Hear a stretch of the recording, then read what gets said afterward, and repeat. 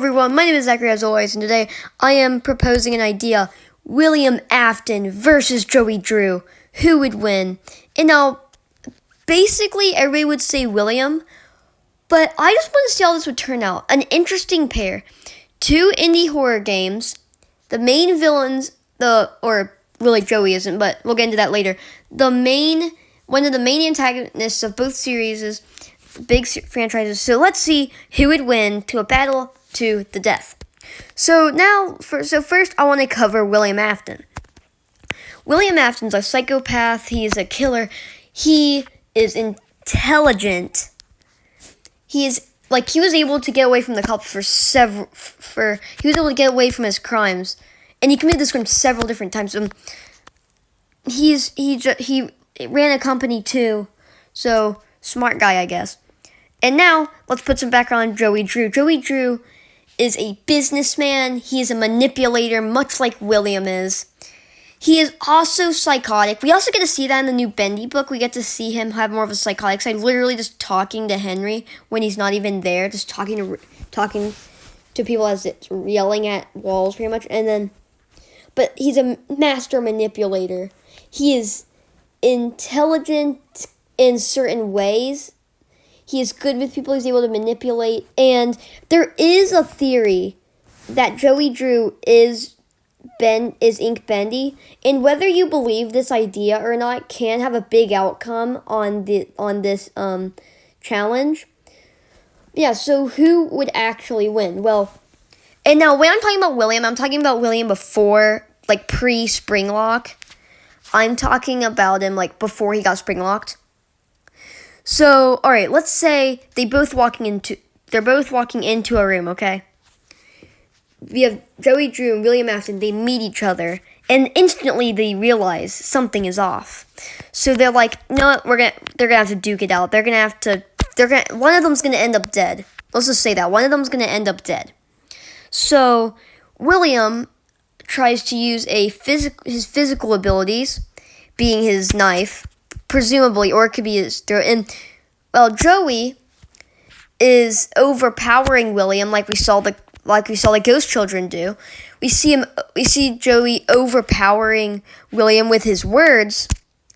And now we could assume that Joey does get a pretty bad beating during this, even though he is able to talk and overpower William, presumably into hurting himself more than he hurts Joey. But on the other hand, William's going to absolutely wreck Joey. Unless Joey Drew is able to get William turned into ink with his manipulation skills. If he is able to get William into a Springlock, into a position where he turns into an ink creature, say he turns into Boris, William has already won. I mean, if Joey is in the ink world, he has won, because he can't get back, he can get back into the human world, but it'll be extremely difficult and he won't know how, so then Joey would automatically win. So Joey doesn't really have to kill him. As long as he gets him into the ink world, Joey is pretty much safe. But yeah, so then we have our boy William Afton, who is still physically beating Joey. But maybe also Joey manipulates William, and then they start having a partnership together. But they both know one's going to get in the way of each other eventually. So eventually, after lots of manipulation from Joey, because we know Joey is more of a talkative person than a fighting person. But let's go with the route that Joey Drew is actually ink bendy, like a game theory video suggests. Then that would mean William is destroyed, but since that's theoretical, we're just going to go with the canon that we see in the games. So, alright, so after Joey manipulates actually we're using books and games, really. So, and then we see William get into his Springlock suit, okay? He's about to duke it out with Joey. He's about to absolutely wreck him. But then, since Joey created these ink creatures, they say a bunch of ink creatures come out, and they absolutely wreck William. Now, this is more of a scenario thing where it would have to almost perfectly work out this way. And this is a very big on chance. But who knows? This could work. This could very possibly work. And Joey, all he really has is manipulation and the ink machine. So let's say, after a time of fighting, William will eventually William will eventually get Joey into a position where he's almost dead. Then Joey has nowhere else to go.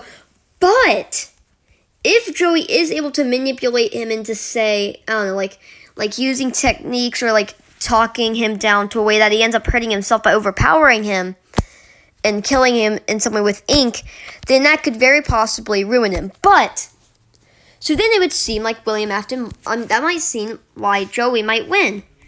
Or who knows, both of them could lose.